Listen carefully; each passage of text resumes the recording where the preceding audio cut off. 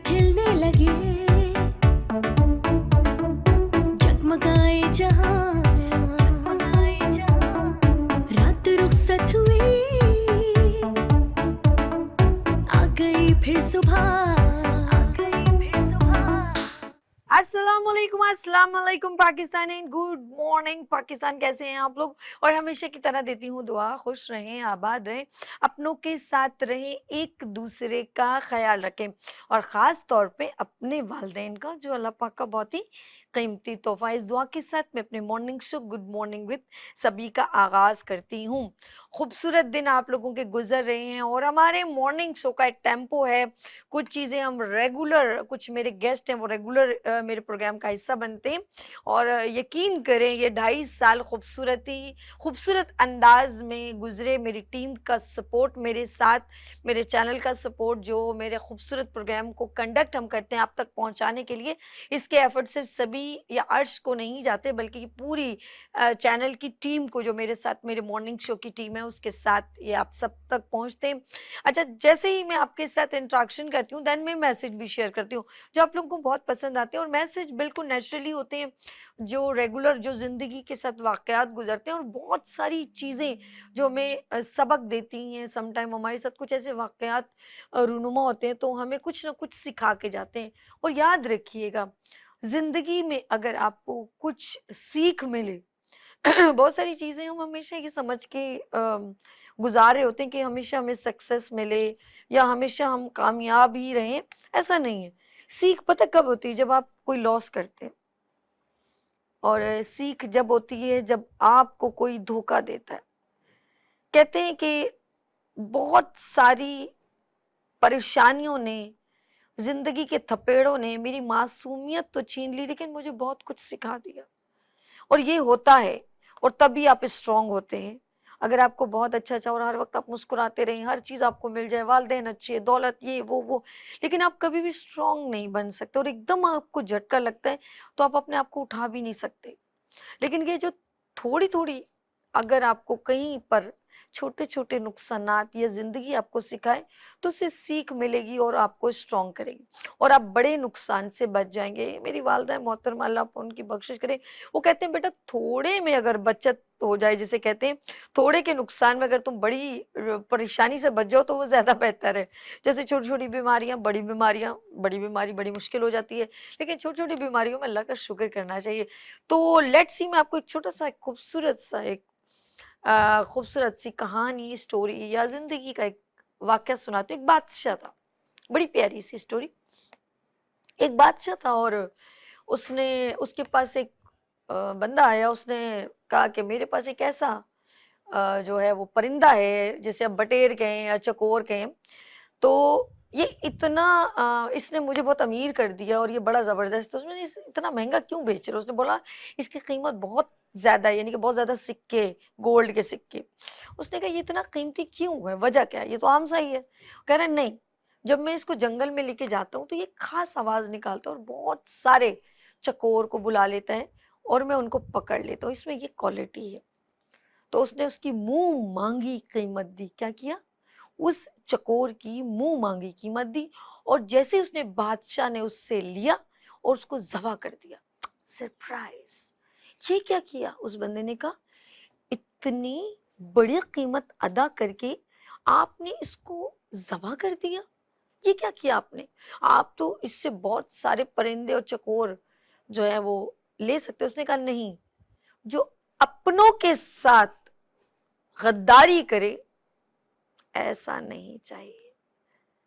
बात बड़ी गहरी है, यानी कि अपने लोगों के दरमियान शामिल होके उनको धोखा दे, उनको बुलाए, आवाज दे के उनको पकड़वा दे, तो मुझे ऐसा गद्दार नहीं चाहिए। और हमारे दरमियान में भी बहुत सारे ऐसे गद्दार छुपे होते हैं जो हमारे साथ खाते हैं, हमारे साथ बैठते हैं, हमारे साथ ही हंसी मजाक करते हैं और हमारे साथ ही ये जतलाते हैं कि हम आप ही के हैं। बेसिकली वो अपने लोगों की बुराई दूसरों तक पहुंचाते हैं और गद्दारी करते हैं। ऐसे मुनाफिक, ऐसे झूठे, ऐसे गद्दार लोगों से अल्लाह पाक हमें बचाए। इसी तरह हमारे मुल्क में भी ऐसे बहुत सारे लोग हैं जो हमारे मुल्क के साथ गद्दारी करते हैं میں اپنے گھروں کی بات کروں تو ہمارے گھروں میں بھی ایسے بہت سارے لوگ ہیں, ہمارے اداروں میں بھی بہت سارے لوگ ہیں, ہمارے ملک میں ایسے بہت سارے لوگ ہیں جو آپ کے ساتھ بیٹھتے ہیں, آپ کے ساتھ کہتے ہیں ہم آپ کے ہیں, اور آخر کار وہ اپنے ہی لوگوں کے ساتھ اپنے ہی لوگوں کی برائی دوسرے تک پہنچاتے ہیں اور غداری کرتے ہیں. ایسے لوگوں کو ہم کیا کہتے ہیں؟ کیا ان کی تربیت میں کمی, ان کے کردار میں, یا ان کو بہت زیادہ لالچ ہے کہ میری واہ واہ ہو اور مجھے کچھ فائدہ ہو جائے؟ عارضی لذت اور فائدے کے لیے وہ اپنا ایمان خراب کرتے ہیں. بات آ گئی ایمان پر. ایسے لوگوں کا ایمان بڑا کمزور ہوتا ہے.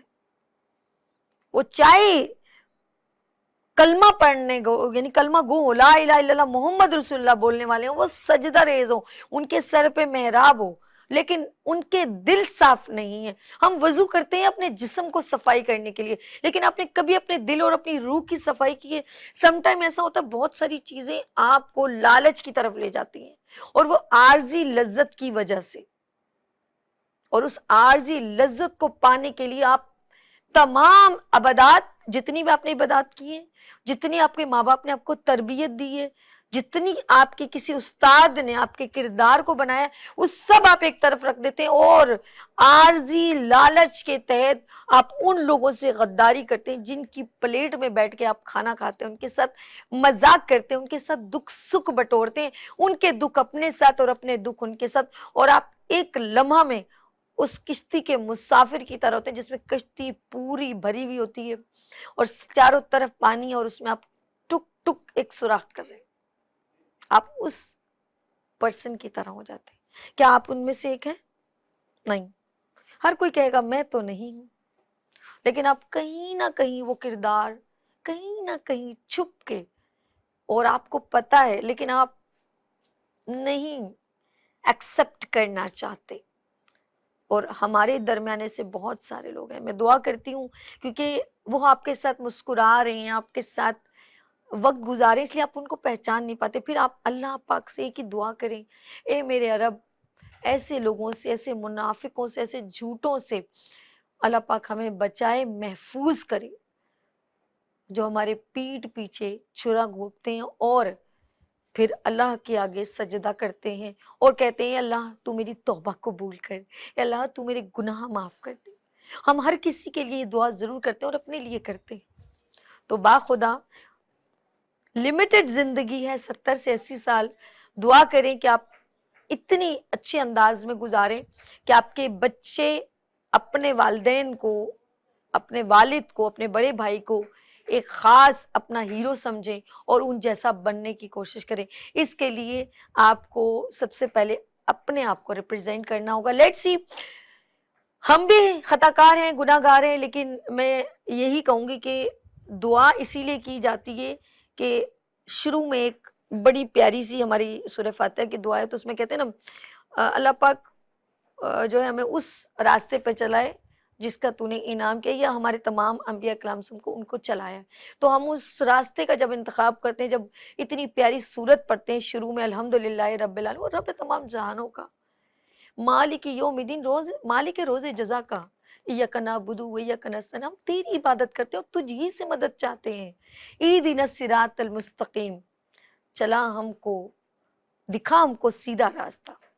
صراط الذین انعمت علیہم غیر المغضوب علیہم ولا الضالین آمین.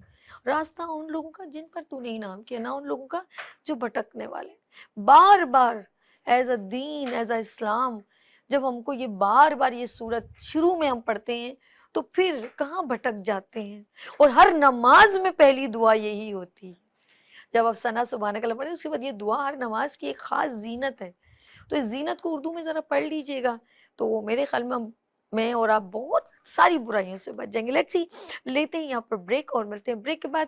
دیکھتے رہیے گڈ مارننگ وتھ سبھی وینس ٹی وی کے ساتھ. پھول کھلنے لگے, جگمگائے جہاں,